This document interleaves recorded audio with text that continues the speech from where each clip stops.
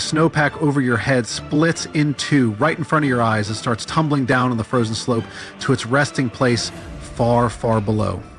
Anything in its way is crushed under the immense mass of snow and debris. You're witnessing an avalanche, one of the most dangerous natural disasters. But what if I tell you about another kind of avalanche, no less blood-chilling than the mountain one? And the most bizarre thing about it is that it occurs underwater. Underwater avalanches are powerful and disastrous natural phenomena, often much more dangerous than land ones. They have the potential to wreak havoc on the entire planet, leading to catastrophic consequences. The most alarming thing? They occur all the time under the surface of the ocean. Impossible to see, predict, and extremely difficult to measure. Such avalanches can get 100 times larger than land ones, and they pose a great risk to the world's communications, capable of leaving the entire planet, even with technology. And the best known of these recent avalanches came back, I don't know, a handful of years ago, so in the last centuries.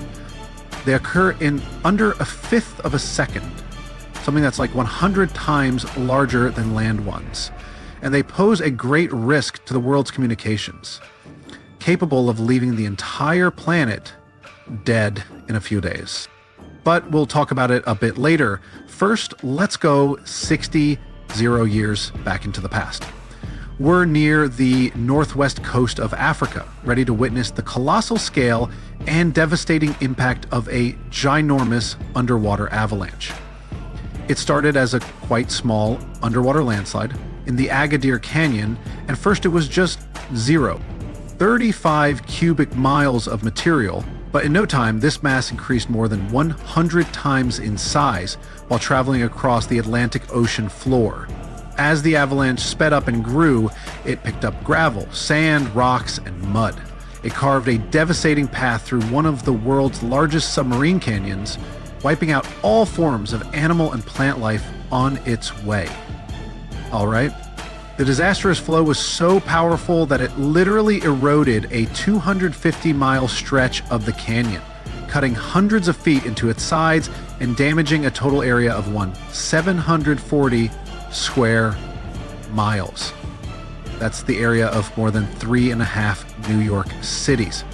As for the force of the flow, it was so immense that it propelled massive boulders up the canyon walls to heights of up to 430 feet. Before scientists discovered the evidence of this catastrophic event, they had seriously underestimated the scale of destruction caused by submarine avalanches. By the way, these devastating catastrophes can start not only far away in the ocean, but also at estuaries. Let's go back to 14 January 2020 and see for ourselves. A turbidity current, a rapid downhill flow of water containing a lot of sediment, rushed more than 680 miles from the Congo River estuary in the deep sea. This current appeared due to two factors: terrible flooding along the Congo River in late December 2019, and unusually large spring tides. This resulted in an avalanche of sand and mud. Its volume was equivalent to 1/3 of all the sediment produced annually by all the rivers in the world. This sediment avalanche accelerated, increasing in speed from 17 feet per second in the upper part of the Congo Canyon to 26 feet per second when it reached the end of the channel, almost 700 miles away from the coastline. This route made it the longest avalanche of sediment ever measured on our planet. 2 days later, the flow reached the deep ocean. The avalanche broke 2 seabed telecommunication cables, cutting internet data speeds all the way across West, Central, and South Africa. Now, before this disaster, scientists considered that measuring powerful deep-sea avalanches was impractical. But the sediment flow in the Congo Canyon could be monitored directly, finally allowing researchers to assess how major river floods connected to the deep sea. They also concluded that how often underwater avalanches occurred depended on where the observer was. Seafloor canyons that are close to river mouths can experience several tiny avalanches per year. Other systems far from river discharges, like the canyon, can only have one monster of an avalanche every 1,000,000 years or so. You're likely wondering, what can trigger an avalanche under the surface of the ocean? Well, earthquakes, typhoons, high tides, river floods, and even volcanic eruptions. And due to our changing climate, such events become more and more frequent and intense.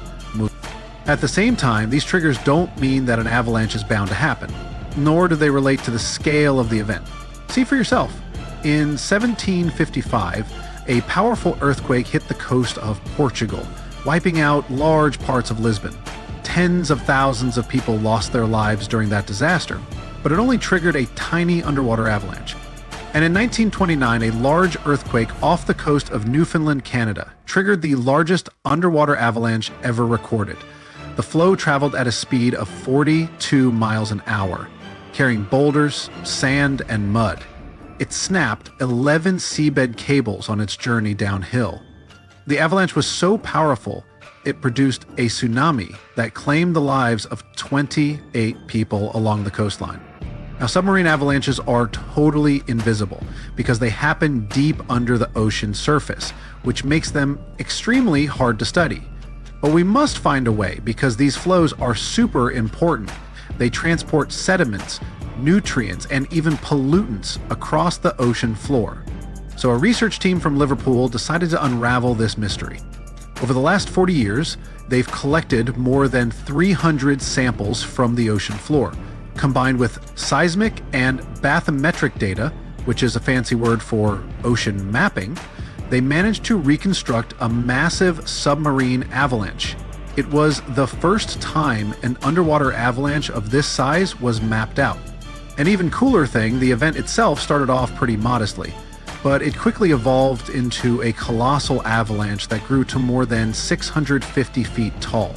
To put that into perspective, imagine a skyscraper-sized avalanche zooming from Liverpool to London, cutting a trench 100 feet deep and 9 miles wide.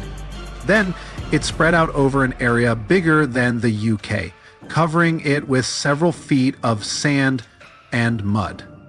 That's like burying a whole country.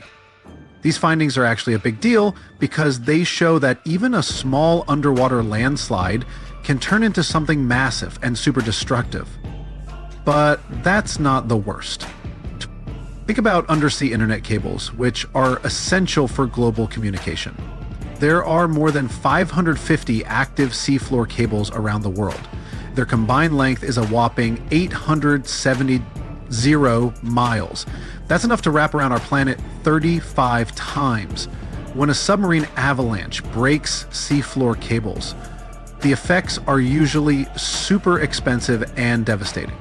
For example, in 2006, an earthquake in Taiwan triggered underwater avalanches that killed more people.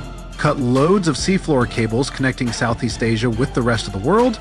The largest internet operator in China had a 90% loss of traffic to the USA at the peak of the event.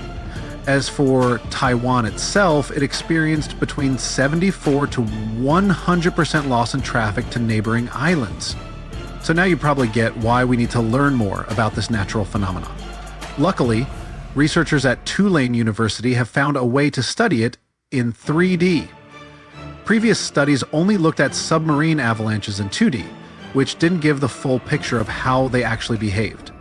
The new research focused on how underwater flows interacted with mini basins, natural features on the ocean floor that look like shallow bowls. Despite being called mini, these bowls can be huge, up to 4 square miles. When turbidity currents flow into these mini basins, they don't just stop, no. They hit the far side and curl back around like water eddies in a stream. These swirling flows move the sediment around before it settles on the ocean floor. And the size of the mini basin and the speed of the flow can change how the current behaves. If the basin is big and the current is slow, it starts to fill up with sediment. But if you crank up the flow speed or shrink the basin, the current starts to overflow, spilling over the basin. To study all this, the researchers created a mini version of a mini basin in a pool and used different speeds of flow to simulate turbidity currents. They even made their own sediment mixers to see how different sizes of particles would behave. In the end, they managed to mimic real-life ocean conditions, but on a smaller, manageable scale. Please like and share so everyone knows. Thank you for watching. If you want to know more, stay with Hiduk to continue.